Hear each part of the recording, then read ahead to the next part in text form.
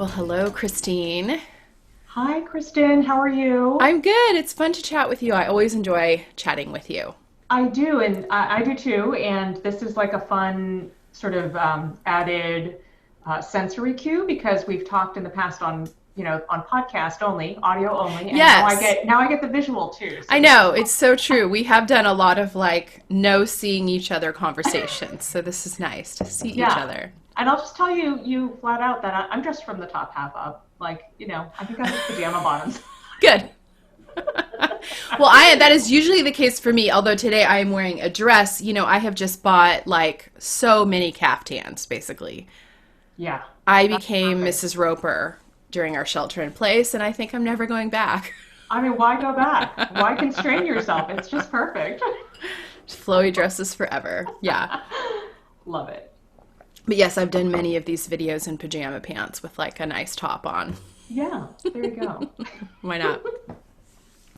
Well, I'm stoked to be chatting with you because your book was such an influence on me, honestly, in the way that Oh, Kristen. I look at parenting, and I feel like even when you guys announced the book, I was like, oh yeah, like just even the name, I was like, yes, Mm-hmm. yes, yes, Mm-hmm. yes.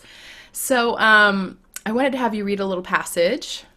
Okay, I And can then do that. I'm going to read a little passage that kind of mirrors, I and brought then your we'll book as a chat. prop too. I love it. I love it so much.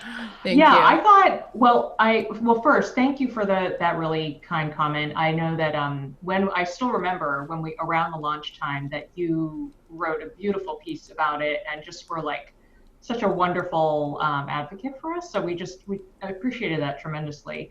And I love that you sort of got what the sense of what it was about right from the title, because I think that sometimes when people hear the title, they're like, oh no, they're going to make me give up everything. So Right. Right. that is not what we're about. No. So I just thought I'd read three paragraphs from the intro just to kind of Yeah. give people a flavor of what it's about. I love it. All right. Minimalist. Okay, good. Minimalist parenting operates on the knowledge that right now you have everything you need to live the family life you want. You have enough time to fully engage in parenting while still caring for yourself, your work, and your relationships. You have enough expertise, enough love, enough stuff, and enough confidence to give your kids a remarkable childhood and a running start on a happy adulthood. The obstacle standing between you and a happier, less overwhelming version of your family life isn't something that you're doing wrong. It's that you're wrestling with abundance, too many choices, too many obligations, too much stuff, and too much guilt about trying to do it all. At the heart of minimalist parenting is formal permission to step off the modern parenting treadmill and to have fun while you're doing it. You're not blowing your children's shot at success, just the opposite. Living a joyous life that's in line with your values instead of some manufactured version of successful modern parenthood will give your kids room to grow into the strong, unique people they are meant to be. More importantly, this way of being will provide a model that shows your kids how to trust their instincts as they move forward towards independence and adulthood. Minimalist parenting will allow you to claim space in your own life. This is your journey as much as it is theirs. I love that so much. And I loved your book for giving a name to it and a permission to it. I Mm-hmm. really appreciated that so much. And especially coming from, your background is in therapy as mine is. A little bit of tweak, neuroscience, music Yeah, and neuroscience. neuroscience. Yep, yep, Yes. yep. But nonetheless, I don't think you're advocating for minimalist parenting because you're like, well, I want to spend less energy, or I want, it's not coming Yeah. from a sort of space of doing less so that I can have more time for myself. It's like Mm-hmm. you're advocating for connection by doing less, and I love that. Yeah, it's tuning in, and it's I'm so curious to hear what you're going to read from your book because when I read your title, I had another, I feel this way, but I had another moment of like, oh my gosh, I think Kristen and I are like separated at birth or something Totally. because we're people who do stuff and we like to do Yes. stuff and we feel Yes. comfort in doing stuff and we love working. Yes. But it's about like tuning into the stuff that actually matters. Yeah. Well, it is, you're right. It is funny that we're both very type A. I mean, you would consider Yeah, yourself type A, right? yeah, Yeah. I mean, yeah, we're both like high capacity, get things done yeah, girls. yeah. Enneagram perfectionist. Yes. And then yet we are both advocating for this sort of, because I think that that's what you've learned in the journey, right? That Yeah. all the And that doing. you can get in your own way a Yeah. lot of the times. Yeah. Yeah. Yeah. And it's not necessarily helpful for the kids. Yeah. Okay. I'm going to read a passage. I'm actually going to read a passage. This is from a chapter that I wrote about this notion of doing it all, and this idea that like we are women and we are feminists, and we can do anything we want, but the fact that sometimes that adds a lot of pressure, actually. And that we're in this weird sandwich generation, I think, where our parents, I mean, I don't know about your family, but I wouldn't say my parents had a real egalitarian partnership. Like, it was still a little bit, mom did the domestic things. Yes. Ours was highly patriarchal. Yes, ours was too. Yeah, same. And then for myself, going into a partnership, not really knowing exactly how to shed that, right? Like, because that's what I knew. That's all I knew. So anyway, I wrote about this in that chapter. Feminism gave us the gift of being able to choose, but if we're not careful, having the freedom to do anything can easily morph into the obligation to do everything. And that's a recipe for exhaustion and despair, not liberation. An inherent aspect of choosing is choosing one thing over another. By learning to say no to certain roles or obligations of motherhood that don't work for us, we allow ourselves to more fully embrace the roles that we actively choose for ourselves. Not the roles our parents or society or even our spouses hoist upon us, but the ones that resonate from our own unique personalities and passions. Even if that looks like doing less, even if it means no gold stars. Ultimately, we're all fighting this same battle. Working mom or staying at home mom, one truth remains. Every mom, on some level, has to assume that 50% of her day will be spent doing something she didn't plan for and probably won't remember later. Mm-hmm. But yeah, I mean, let me ask you this, because, we just mentioned that we both are fairly type A. How do you feel like it has been a discipline for you to be a more minimalist parent, to opt out of doing everything? Do you feel like it's come naturally, or do you feel like this is something that you have to kind of actively work at? Okay, well, I find that at the beginning, when this was all, when I was writing more and thinking more about it and just trying to put it into practice, and I will say the act of putting it into practice, which sounds very like lofty and whatever, was from making a crap ton of mistakes with my kids. It was forcing myself, my 4-year-old, to go to the pool and do swim lessons because that's what good children do, and children need water safety, and I have water trauma, so it was like more about me than it was about her. And then the kids like standing in the pool sobbing, like, who's going to learn how to swim like that, right? Yeah. So it's all these moments that stacked up where I was like, okay, I just need to back up a little bit. And I found that as I went, a lot of the times it was mostly the act of taking a few seconds of pause before like immediately jumping and responding to something. Yeah. That changed the game entirely.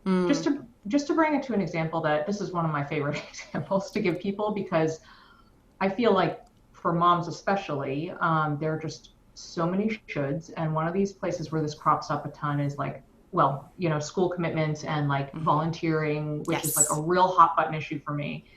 And so I decided, it's funny. I decided, you know what, you have to plug into volunteering, if you wish to, in a way that works for you.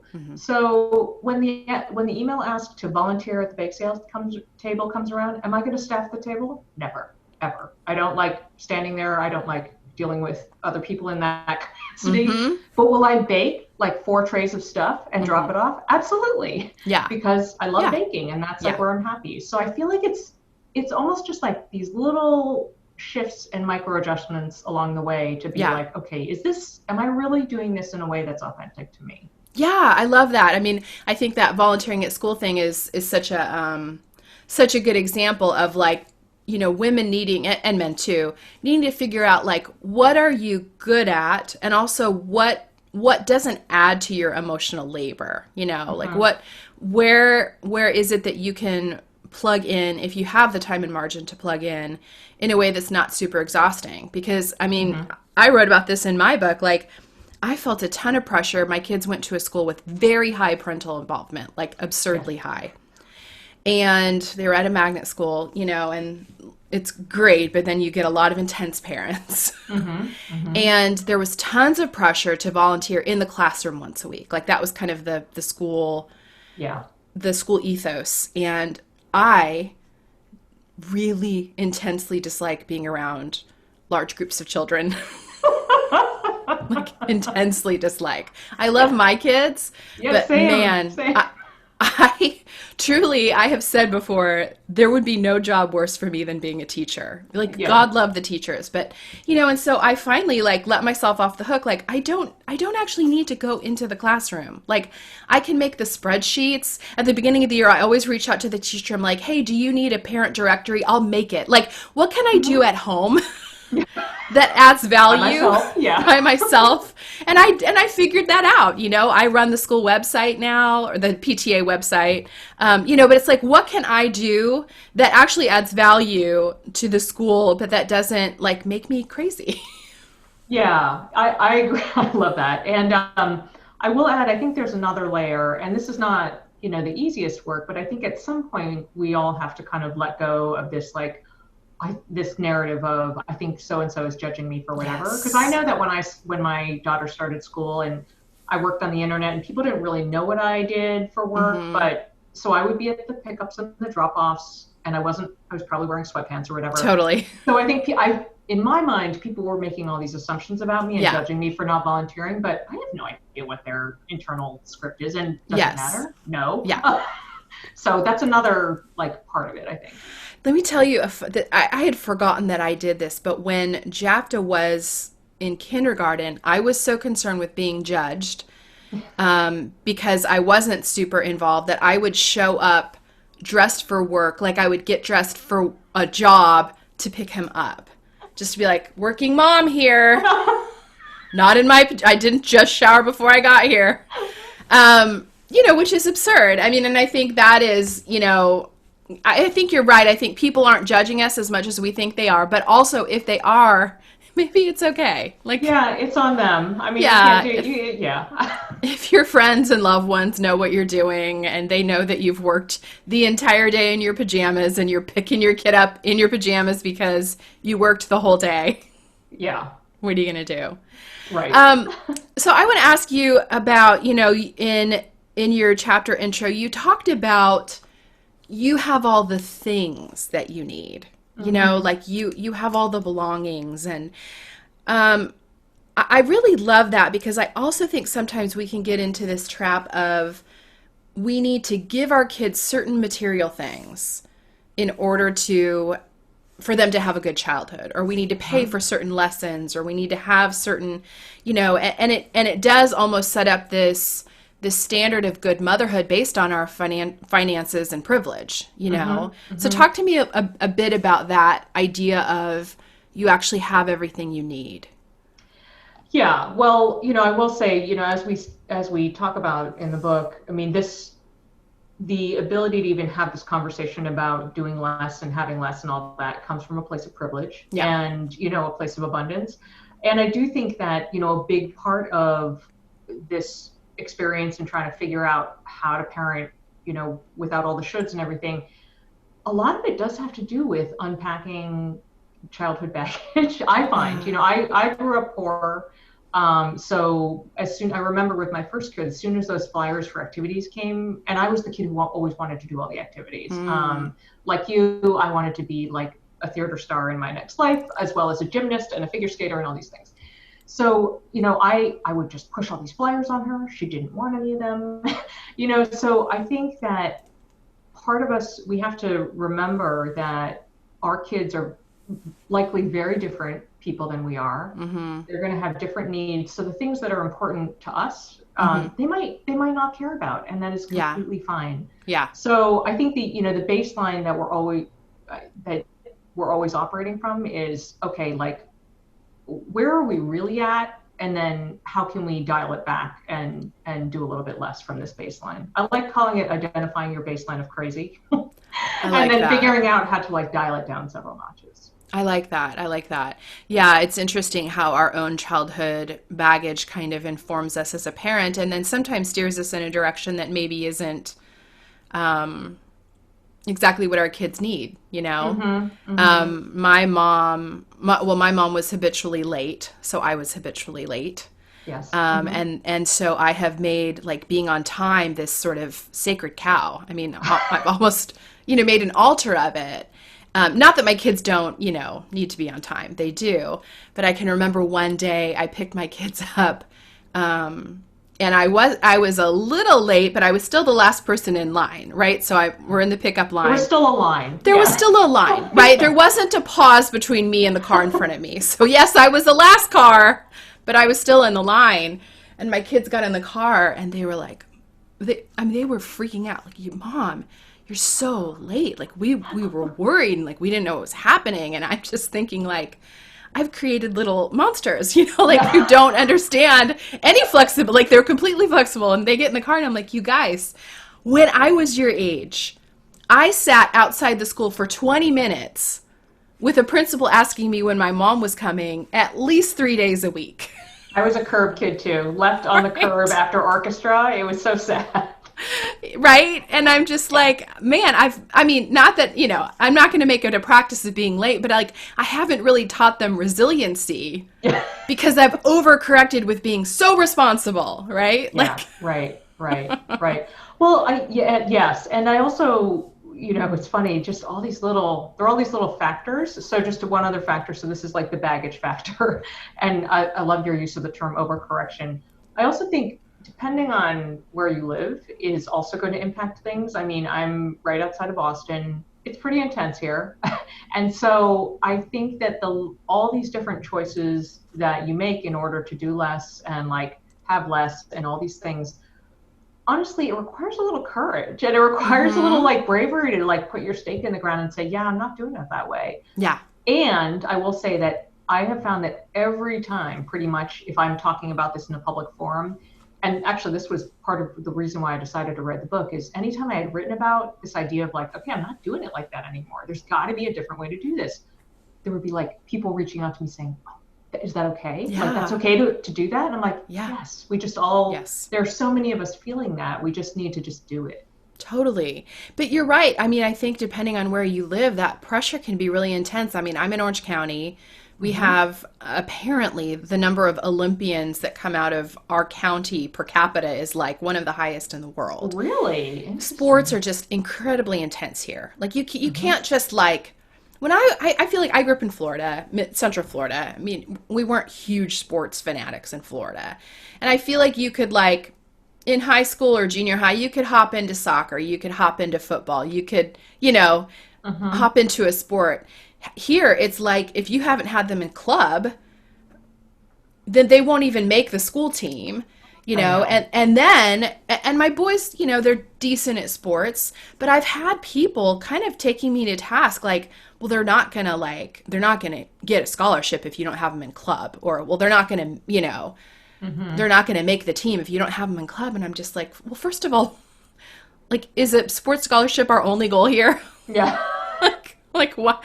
But also just like I just wasn't willing to give up our family rhythms and our life to a club sport where we were traveling every weekend, but just the intensity and almost pressure of like, well, you're holding them back if you Yeah. don't, Yeah.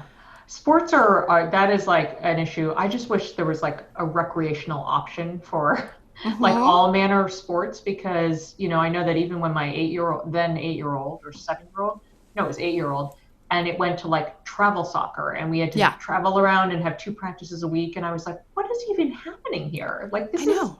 they just want to play, you know? So I know. And like I challenging. remember when I was a kid also, like I remember I took dance and I took gymnastics, but like I took a class once a week, whatever. Now it's like you put your kid in gymnastics and after a year they're like, "Okay, well we're going to put them on pre-team, which is 4 days a week." Or, Hmm. like Yeah, the everything step up is seems crazy. yeah, everything seems to be leading to intensity. Like there doesn't Hmm. seem to be like casual activities anymore, I know which is that hard. it does make me crazy. And I mean, I'm somebody who, I grew up and became a semi-professional violinist. Like I Yeah. understand the commitment required to, to pursue something and get really good at it. Mhm. And I think for kids, for a lot of the things they're going to do in life, well, I mean, just based on statistics, most of them are not going to be elite athletes, That's right. So just that's where I just kind of throw up my hands and, I know. it's difficult.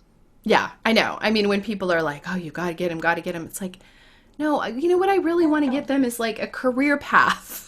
Yeah, and also like your son who does all that cooking, like I mean, that's a life skill. Like Yes. keep pushing that. Well, I do feel like that. I do feel like I really want to push the life skills. Like that feels important because it feels like it's not, I don't know, that doesn't feel like it's at the center for parenting, right? Just teaching like, I don't know, how to take care of yourself, self-care, cooking, budgeting, like none of that stuff feels like we're really focusing on that. It's all Hmm. this kind of performative stuff. Like, I agree. I am 100% obsessed with life skills. Like, and actually, I'll share a link with you after. But on the Edit Your Life website, we have like 100 life skills you can teach your kids in oh, I love five that. minutes or less.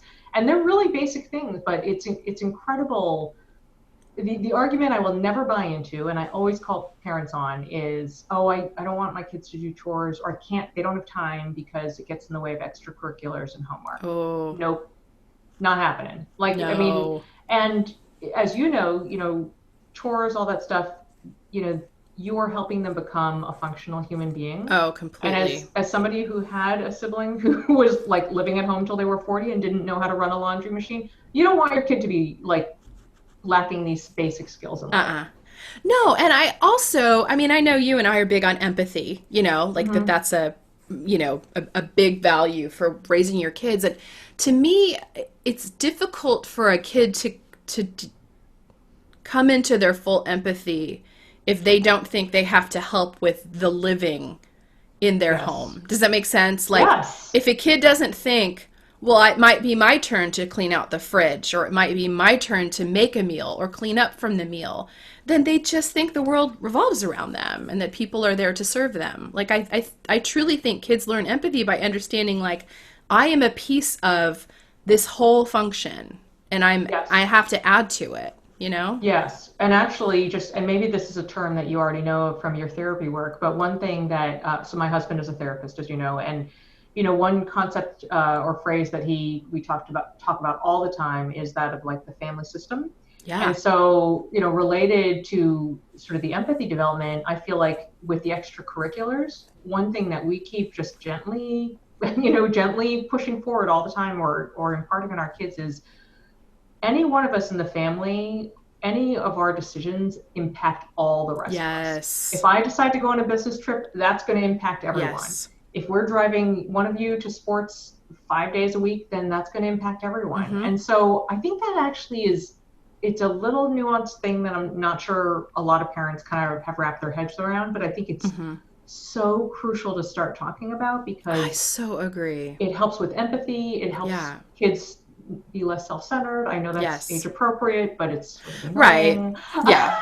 Well, it's All those age things. appropriate, but I think considering people outside yourself is a really underrated skill for children.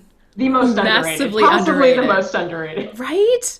And Yeah. it's like it's one of the most important to me. It really is. Like I just feel like, if my kids are not prodigies, at least they'll have empathy. Hmm. Like I at least. agree. Yeah. I agree. So for you, I'm curious for you, what what are some of the things in order to maintain, a minimalist approach? What are some of the things that you have chosen to opt out of? I mean, I know you mentioned PTA. What are some things that maybe maybe feel like shoulds, maybe feel like pressures that you've said, I'm going to step out or minimize in my life? Yeah, I would say it might be less black and white, but it's more like a sliding scale. Yeah. So for example, with PTA, it's not like I'm not a formal Uh-huh. member, I don't think, but I will take a level of involvement that probably is a Hmm. 2 on the 1 to 10 scale of Yeah. involvement, right? Yeah. With my kids, I tell them it's one activity a season. That's all I Yes. got. That's all I got Yep. bandwidth for. Yep. So that's a more of a hard line. Now, well, with travel in general, I try to limit, generally speaking, a certain number of trips a year so that I'm not on the road all the time. Because I did have one year where I was on the road all the time, Yeah. and it was a family breaker. I had a year like that too, and I, yes, did the It's same we thing. all suffered. We all It's suffered a hard. lot. And I think that in daily life, I think the biggest thing that is sort of an ongoing practice is that I find that I'm in continual edit mode. So I Mm. call this, I think we talk about it in the book and certainly on the Edit Your Life podcast a ton, but I'll look at my week ahead and I'll be like, okay, what are the calls and the tasks that I could just clear off and I'm just going to skip them and I'm not going to do them. Yeah. And that actually is a very handy tactic when you're in like a place of extreme duress, Hmm. because just Hmm. making that stuff go away and just Yeah. opting out is Yeah. really powerful. So, Yes. and we do the family edit on the calendar, routinely as well, like Hmm. so that the kids can see that, sometimes you got to opt out of stuff. And Yeah. that has been really important. Well, I mean, I'm glad you brought up your podcast because I think that is such a helpful tool for people who are like, I don't know how to start. I want to do this, but I'm not sure. You guys have a podcast literally called Edit Your Life that just is so practical, and Yeah. that's what I've always appreciated about, your platform too, is that it's all very relatable and practical. Like it's Oh, not, thank you. it's We not, try. it's not way over here, like, oh, if I could do this, it's just like, it's, I don't know, like grace filled and reasonable, approachable. That's so kind. I mean, that is the goal. Like, I mean, we are all tremendously overwhelmed. And Yeah. I feel like the space where I'm so passionate about is really helping people find those little 10 to 20-minute things that they can do to sort of like just edit something out, Yeah. make their life a little better, create a little breathing room. Because, Yeah. I mean, honestly, sometimes we literally only have 10 minutes. Isn't that the And truth? it's the truth. Yeah. Yeah. Well, last question for you, because, I do a podcast on self care and we've had you on before. I love it so much. And I will Yeah. link up to that episode as well. But what is self care looking like for you, in these months of being in a pandemic and, being surprised with maybe having our children home more often than we were used to and all of these changes? Like, are there any practices of self care that have carried you through this season?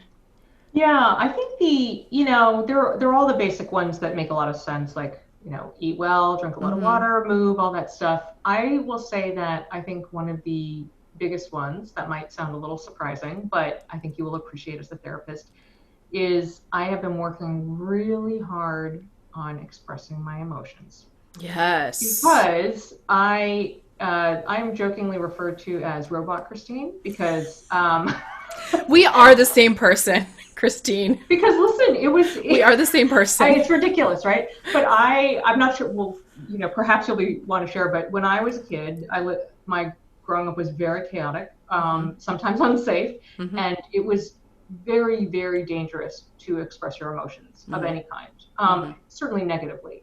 Yeah. So as an adult, I have grown to learn if I can be happy, that's great. But anything that's Yeah. like angry, Yeah. sad, anything that's on the sort of negative Yeah. valence, I Push it down. literally shut down, push Yeah. it down, look like a robot. And at one point I was Yeah. having a conversation with my husband and he's like, "You're upset." I'm like, "No, I'm not." He's like, "I can see tears in your eyes." I'm like, "No, they're not. There are no tears there." So I actually, you'll love it. For Christmas, my mother-in-law gave me a children's emotion chart, the I point love to the it. emotions you're feeling. Yes.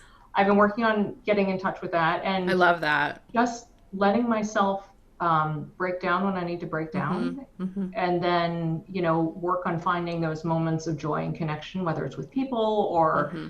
things that I love doing in order to sort of like reel myself out of the dark side. Yeah. So it's a kind of weird self-care practice to say, yeah, let myself have a big cry every now and then. Listen, That release has to go somewhere. I understand that so much. Yeah. And I mean, therapeutically, it's like we have to feel our feelings. If we are constantly in a state of not feeling our feelings, they're just going to be there, and they're going to pop up and infiltrate everything, right? If we don't give them the space to like kind of bubble up and. Yeah, I will say the two like most inconvenient ways that manifests is one, digestively. I'll just leave that there. We are the same person. And then two Yes. is the other not great way is that then I'll all of a sudden have a moment where I kind of snap at my kids and I will get irrationally upset at them about something because it's totally not about that. It's something else. So for sure.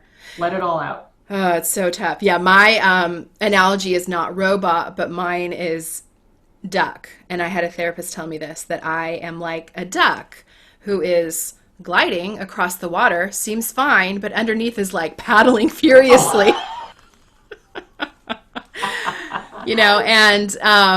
And that I'm always just trying to, hide the paddling. And so my boyfriend will say, "You're being a duck." I love it. Kindly, but just like, I think there's more feelings underneath, Yeah. But yeah. I've been trying to give names to my different identities. There's like petulant Christine who comes to play sometimes. And then there's that. Happy Christine. Uh-huh. Yeah, working on it. I love it. Oh my gosh. All right. Well, where can people find you online? I think the easiest, I do a lot of things on the internet. You do. Because I have my blog and, the book and the podcast. And I'm a creative director, so christineco.com. Yep. Oh, and I recently redesigned, so it's super cute. It's a good place to go. So cute. And by the way, let me mention that my daughters are in awe of your cake making abilities. Oh, I mean, you have a strong cake game happening. Cake game. So that is like a creative therapy. That is like super type A. Yes. Like, yeah, but it's fun. It's fun. Everybody, I've had people ask, "Oh, are you gonna like make a business?" I'm like, I need another side hustle. Like I need a whole. This is just for me. Mm-hmm. Yeah, just for me. Love it. Yeah, well, and if you ever come to Boston, I will make you cake. That's we need to come to Boston actually. Once I don't know when we can travel again. Yeah. We need to come out that way. That would be fun. Awesome. Well, thank you so much for talking with us, Christine. Oh, this was a delight, Kristen. Thanks so much. Always good.